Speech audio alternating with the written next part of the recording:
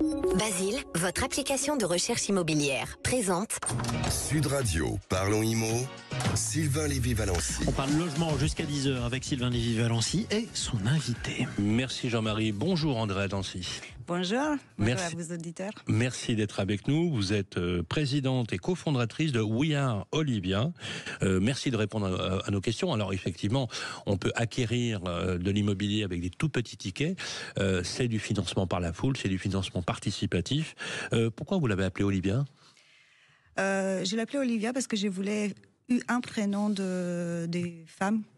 Parce que la plateforme porte également la cause d'égalité économique entre hommes et femmes. Et Olivia, c'est aussi un autre avatar. Donc, on a créé des épisodes avec de contenu pédagogique, un peu à la Martine. Vous connaissez la série littéraire. Et en fait, chaque semaine, il y a un Martine épisode à l'école. Exactement. Donc, c'est Olivia, là, c'est Olivia achète un immeuble. Exactement. Voilà. Exactement. Et on amène ces éléments qui sont difficiles à comprendre pour certains. On les amène à un niveau très simple. Donc, Olivia fait du Martine fait du crowdfunding. Martine achète un immeuble. Exactement. C'est formidable. Il faut aller checker sur notre page LinkedIn. Eh ben, on va pas s'en priver. Alors, votre credo, c'est simplifier l'investissement immobilier, le rendre accessible à tous. Le crowdfunding a pas mal souffert, quand même, ces 2 dernières années. C'est normal, le marché immobilier, globalement, c'est largement grippé. Comment ça se passe ? Est-ce que vous pouvez nous réexpliquer le principe qu'on appelle le crowdfunding, le financement participatif, et est-ce que ça popularise, pour des petits foyers, la possibilité d'investir eux aussi ? Exactement. Donc, avec We Are Olivia, notre objectif, c'est de donner accès à des projets immobiliers autrefois qui étaient inaccessibles par la foule, comme on l'appelle, à partir de petits montants. Nous, on avait choisi 100 €. Donc, on peut investir à partir de 100 €. Donc, on peut financer des projets immobiliers à partir de 100 €. Et en échange, donc, on reçoit un rendement. Ce type de financement, donc c'est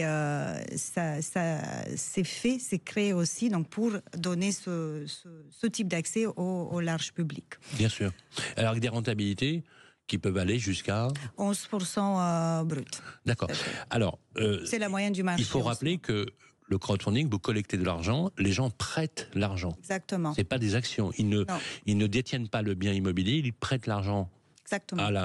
Aux porteurs de projet et contre un rendement. C'est ce qu'on appelle une obligation. Exactement. Donc, c'est un prêt, comme vous l'appelez, que c'est similaire à un prêt bancaire, donc, parce que c'est comme ça les gens y comprennent, mais c'est un prêt obligataire. Donc, la communauté d'investisseurs, donc eux, ils prêtent de l'argent aux porteurs pour, par exemple, rénover un hôtel, un centre de santé. Alors, on prend un exemple, etc. vous achetez un immeuble qui vaut 1 million d'euros, il y a 1000 souscripteurs à X millions d'euros pour acquérir l'immeuble. Cet hôtel. Okay. Et vous leur remboursez, donc vous leur payez les intérêts pendant la durée du prêt. Nous, on le paye trimestriellement, notamment. Et à la fin, vous remboursez le capital. Il n'y a pas de risque possible ? Bien évidemment qu'il y a un risque zéro n'existe pas. Mon métier de base, c'est, moi j'ai fait de l'économétrie et des statistiques, donc c'est le risque. Et comme on connaît tous, donc on ne peut pas avoir un rendement à 11% et s'attendre à avoir un investissement sans risque. Il y a des risques, des défauts du porteur, etc., des risques administratifs liés à certains projets.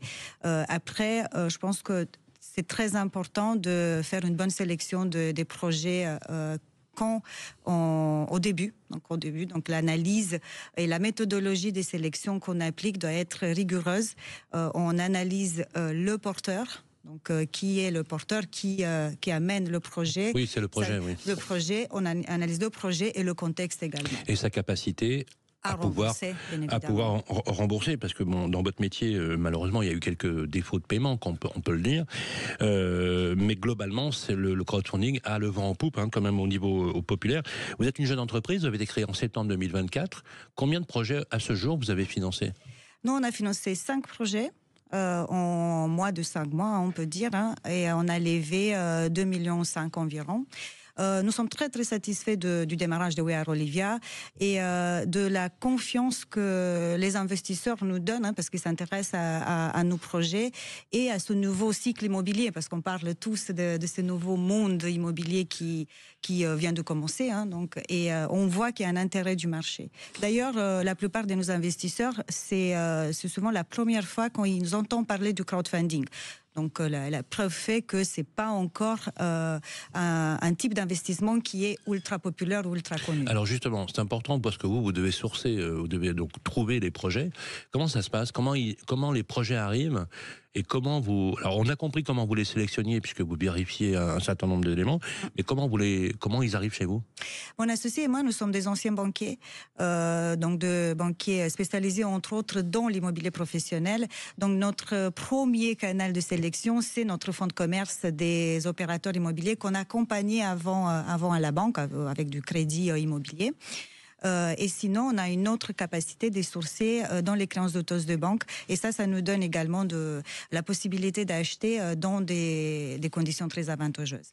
Et après, sinon, on fait comme tout le monde. On participe à des événements comme MIPIM, etc. Et on est ouvert à la rencontre des nouveaux opérateurs. Voilà, le MIPIM que d'ailleurs nous couvrons du 11 au 14 mars. Au plaisir de se voir. Les projets immobiliers, vous avez besoin d'opérateurs, vous avez des opérateurs qui vous accompagnent. C'est quoi comme type d'opérateur qui vous accompagne aujourd'hui ? Non, c'est limite aux marchands de biens. Aujourd'hui. C'est quoi marchand de biens pour ceux qui nous écoutent ? Marchands de biens, c'est ceux qui achètent, ils rénovent, ils revendent. Promoteurs, c'est ceux qui achètent un terrain, ils vont faire construire un bâtiment et après ils vont vendre. Donc nous, on se limite aux marchands de biens. Géographiquement, on finance sur la France entière, mais la sélection a fait qu'à aujourd'hui, on a fait Paris, Île-de-France et le sud de la France. Alors, les investisseurs aujourd'hui, donc on va parler à toutes celles et ceux qui nous écoutent, qui veulent investir. Comment ça se passe pour eux lorsque souvent, très souvent, et c'est vrai que c'est un phénomène en France, ils ont très peu de culture financière. Exactement. D'ailleurs, nous, investisseurs, ils viennent de tout univers, de tout horizon. On a des jeunes qui sont pas du tout avertis, donc des novices, mais on a aussi des investisseurs qui, eux, ils connaissent l'immobilier, la finance et ils veulent diversifier leur portefeuille. Mais pour ceux qui ont besoin d'accompagnement, on a une équipe de relations investisseurs qui les accompagne.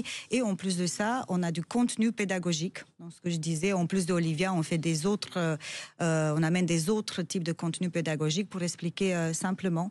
Alors, vous les accompagnez donc pour aussi leur expliquer comment ça se passe. Tout à fait.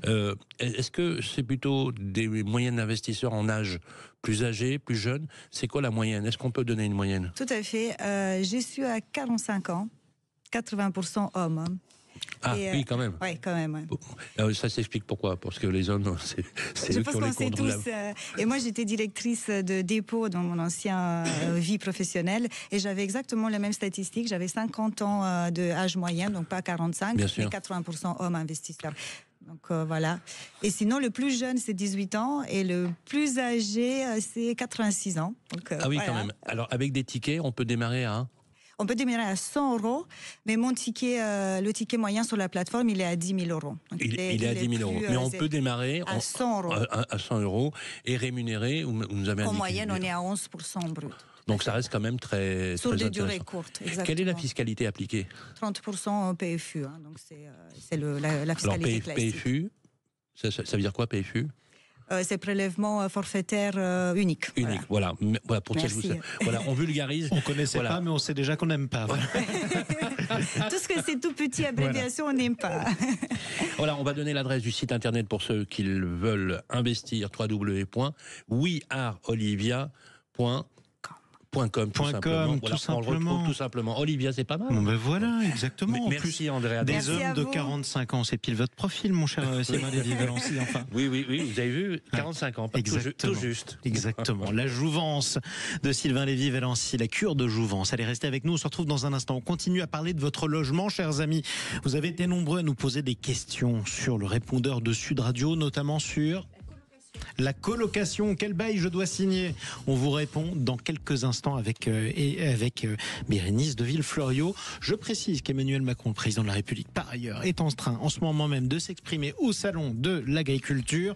On doit protéger les producteurs, nous dit-il. Les agriculteurs ne sont pas une variable. On verra si ce discours est bien accueilli. Sachez qu'en tout cas, ça se passe calmement, notamment parce que c'est à huis clos. On y reviendra.